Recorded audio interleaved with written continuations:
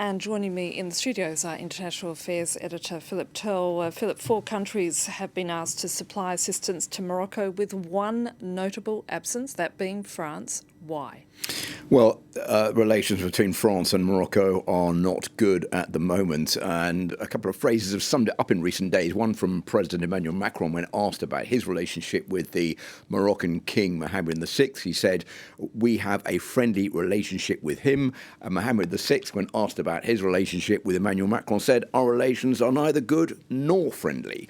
So it looks as though the actual bilateral ties between the countries are extremely strained at the moment. There are several reasons for that, 4 main reasons. In fact, the first one is Rabat has been accused of using the Israeli Pegasus spyware to spy on French officials, notably on President Emmanuel Macron himself. Some 50,000 phone numbers are reported to have been used in this spyware. Of course, this has been denied by the Moroccan authorities, but that's already sent a wedge in between the 2 countries in their friendly relationship. Second point, the French relationship with Algeria has seriously irked Morocco. Those 2 countries don't have diplomatic relations with each other. That's also, I think, basically to do with another issue that is a big bone of contention between France and Morocco, and that's the Western Sahara. And what Morocco sees as France dragging its feet in recognising the supremacy of Morocco over the Western Sahara. They're saying, well, look, Israel has even recognised that. Why won't France do the same thing? But France has struck up and improved its relationship with Algeria, which supports the Polisario Front. And another bone of contention between the 2 countries is over the allocation of visas for Moroccans to come to France. That has been curtailed, and that also seriously annoyed the Moroccans.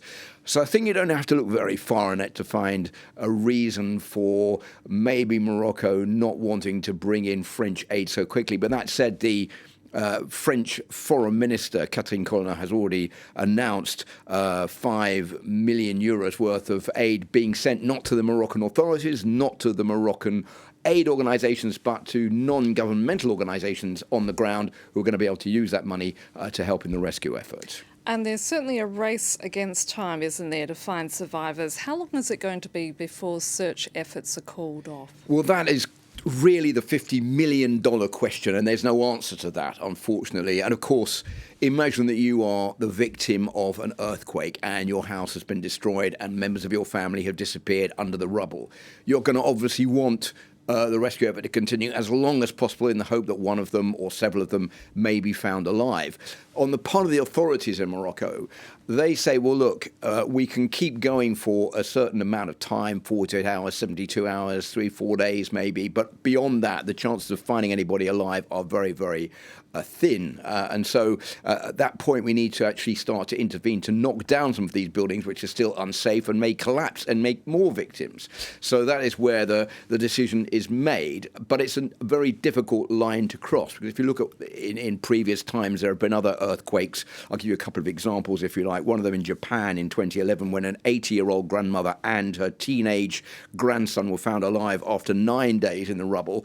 And even more than that, back in 2010, in the Haitian earthquake in Port-au-Prince, an adolescent girl aged 16 was found alive after 15 days under the rubble. So there is hope that people will survive, but it's all a question of whether you are injured, whether you have a broken limb, whether you have access to oxygen, whether you can find water, and also more importantly than that, if there is someone who is beside you alive who can keep you going, then you've got more chance of survival. If you're next to a dead body, then obviously you're more inclined to give up hope and not to survive for such a long period. But it's a big problem for the authorities as to where to draw the line to say, well, we're not going to look anymore for any survivors, when many people will say you have to keep looking.